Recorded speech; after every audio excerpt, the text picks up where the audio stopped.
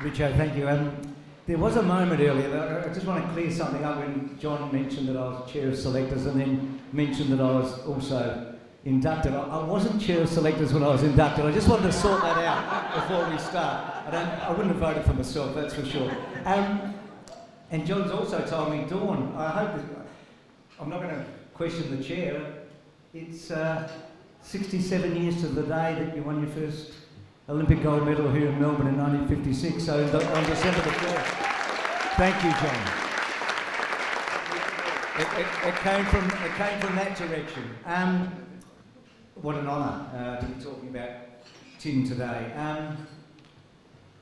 It's not the first time Tim's been recognised by the Sports Australia Hall of Fame, so the very first time a team had won the Don Award was the Socceroos World Cup team of 2006. Of which Tim played such an integral part. And of course that was a seminal moment in Australian football. It's been a long time, 1974 since we'd made a World Cup. The match against Uruguay in Sydney is unforgettable still to this day. And then in that first match against Japan when we trailed by a goal in the first half, Tim scored 2 goals. I think one in about the 84th minute and one in about the 89th, and then John Aloisi made it 3-1, so fittingly. So Tim, in doing that, had become the first Socceroo to score a goal at a World Cup. We hadn't scored a goal in the 3 matches that we played against Chile, East Germany and West Germany in 1974. So Tim had done something quite remarkable. He went on to score 50 goals, the most ever by a Socceroo, almost twice as many as the next best, to be truthful. So it's going to take some catching, Tim. You might be sitting there for a long, long time. He scored in 3 World Cup finals in 06, 10 and 14. He played 108 games, I think I'm right in that, one shy of Mark Schwarzer caps. He was selected for 15 consecutive years as a Socceroo, which is a record from 2004 to 2018, and he scored a goal for Australia against Syria when he was nearly 38 years of age. So they're the sort of the big picture facts, but the story, of course, and John talked about the narratives today, it's one full of inspiration. Born in Australia and brought up in Samoa, and the sacrifices of his father, Tim, and I think Sisifo, your mother, I hope I've got the pronunciation right, the sacrifices they made for their 4 children are what parents do, I know, but they were telling and they were so important for Tim. Both his brothers, by the way, played international football. Tim played with one of his brothers, Sean, I think it was, who was the goalkeeper. He was 14 years of age when he played for the under-20 Western Samoa team in an international. And then your other brother, Chris, I think, went on to captain Western Samoa. And then when Tim had an opportunity to maybe broaden his horizons, because his father was from Irish and English ancestry, Tim had a choice to make. Who would he play for? Would he become, an English-Irish player, or stay in Samoa, or play for the country that he was born in? And he decided that he would play in the country he was born in. They were not easy times. He was small. I know that feeling. He was at Sydney Olympic for a long time, 5 years, and they let him go. And he must have felt, what do I do? His mother's mother was an important person in his life. She taught him a lot about Samoan culture, about dedication and hard work and perseverance and never giving up. And that kicked in. So he went to Belmore, and then he went to Sydney United, and then to Millwall and to Everton, where he became world famous. And then New York and China by 2, and India, and back to Australia. At Everton, he was an overnight success. He made the long list for the Ballon d'Or, the only player that had done that at Everton for more than 15 years. He was up there with the best of the very best. What I love about Tim, not only is his football, is the respect that the country and the world of football has for him, but also the respect that he has, not only for football, but for all of us. It was on December the 1st, on this very day last year, that Australia beat Denmark in that World Cup to get through to play Argentina in that round of 16. We wouldn't have done that without Tim. Tim at the Aspire Academy had opened all the doors for Graham Arnold, had opened all the doors for his Socceroo mates, and you know this so well. the president here of Football Australia, what Tim did for our Socceroos this time last year. He's got respect. When he scored a goal, I think for Millwall, might have been Everton, he remembered the Victorian bushfires and dedicated that goal. Similarly to the Samoan tsunami, he set up academies early on in his career. He has great respect for humanity and for the sport that has made him the star that he is. He wouldn't have done it without Beck and his beautiful 4 children. In fact, his second son could do something quite remarkable tonight. I'll let him tell you that if he wants to tell you. But it's the most exciting day in any man's life, and that's for Tim maybe to share with you if he wants to. So what's football all about? What's the world game all about? It's about scoring goals. It's about those precious pink diamonds. And Tim, I'd be here for an hour if I talked about all of them, but there's 3. So at Millwall, when they were a middle-of-the-road First Division team, he scored the only goal in an FA Cup semi-final against Sunderland to get them into the FA Cup final against the mighty Manchester United. He scored 3 times in consecutive Merseyside derbies against Liverpool for Everton. That's about as big as it gets. And he did something that only a genius could do in Brazil in 2014. That left foot volley. So Robin had put the Dutch in front at the 20th minute. The ball goes back to the centre. Cahill starts the progression. Lecky does something very clever to set up the pass.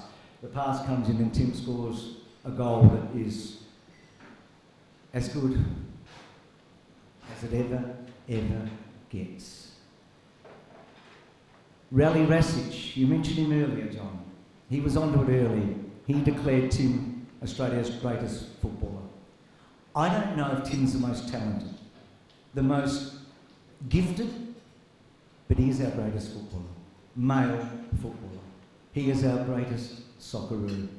And maybe this is the last thing, I think the ultimate compliment, and it just doesn't come from me, it comes from everybody in this room today. Just imagine this. We're in a dogfight, the Socceroos. We're a goal down. There's 5 minutes to go. And Tim's on the pitch. Everyone in this room knows we've still got a chance. That's what he did. Tim, come and join me.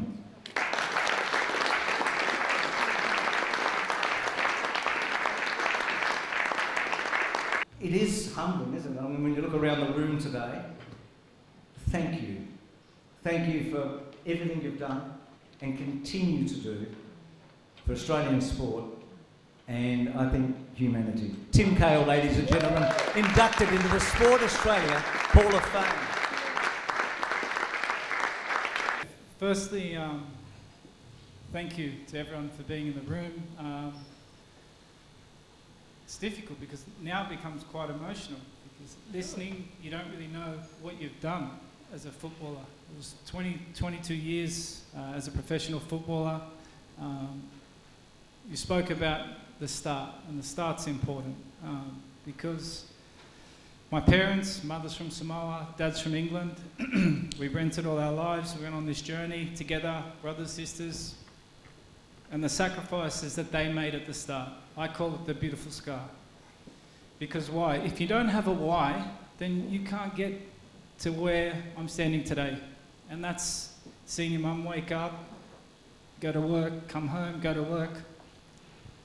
And I need to say this because we talk about pressures in football. We talk about all the stresses that we go through, but what about our parents, you know? My mum should have been, you know, the one that was depressed or the one that had all these issues that happens. And I always look back to that because she went through the hardest part with taking care of us as a family. So, long journey, they took a loan out, £10,000, and at that time it was pretty difficult. They said, my dad was like, son, you're going overseas, or do you want to stay in school? I was like, I'm going overseas, 16 years old, my mum's crying there, and my dad's happy, boy from Dagenham, and he's 80 tomorrow. So I just want to talk a little bit about the why, because the why is what makes me stand here today and still looking for the next best thing in football, running football clubs, organisation, whatever it is. But without my parents' sacrifice, I couldn't be here today. And it means so much. Without my teammates, my coaches, fans, organisations, the media, everybody. And I'm not someone that does a lot of media, does a lot of stuff, because I did everything on the pitch. Everything I did on the pitch. It made all the noises, and it made the right noises. The noises that I wanted to make and the legacy that I still care about today is grassroots, is kids, is educational programs, is making an impact. And you talk about these goals. What did we do? I remember the John Moriarty Foundation, when we donated parts of our match fees, Heartbeat of Football, UNICEF, all these programs we did, because as players, we could be the ambassadors of change. You look now, you've got the Matildas in the room, Kaya Simon, who I'm friendly with, just create one of the biggest sporting moments ever, women's football. Did we ever think it would be like that? No, but did I think? Yes, because I have a daughter, I have a sister, I have a mother, I have nieces, and my daughter looks up to these girls, probably more than me. And what's created in sport now and what's created in the game is fun. I said it the other day. Why can't we just have fun and play the game? Why is there so much detail into everything we do, every movement, everywhere we look? Because we're human beings. And the best thing now, I have a son that tonight could make his debut for Brisbane Roar. I'm not sure if he's on the bench or not, and I'm flying off. And I spoke to him last night, and he said, "Dad, you're going to be there." And I was like, "Well, son, I've got a big day tomorrow where I've got to be thing." And at one part of me, I said, you don't need me there, son, because I'm always with you, because my kids have been everywhere. But I just needed to share about 20 years I've played. It's sort of like, and I parked it, and I started working on my academic career, my business, my life, being an entrepreneur. And I like to help football. I like projects, but the thing is, it's just a game. Honestly, it doesn't define me. Football doesn't own me. My family own me. And that's what I wanted to share, because that beautiful scar will always get me through anything, because of my parents, because of my brothers. If I play good, I have them. If I don't play good, they're still there. So for everyone that's in this room, the water polo girls down there, you're being quite good. To the Matildas, to every single legend, Dawn Fraser, John, everybody that's in here, the CEO from the Federation, everybody here, I just want to say thank you for playing your role in Australian sport. And this is a massive honour and privilege, and something that I'll take this straight home. My mum will probably keep this, which is the one that probably deserves it more than me. And I just want to say a massive thank you, because you don't know what you've done until it's over, and I really appreciate it. Because wearing that Australian jersey, I wore it on behalf of the country, and I just borrowed it, and now I've given it to someone else, and I hope and I wish them all the very best on the next journey. So thank you very much.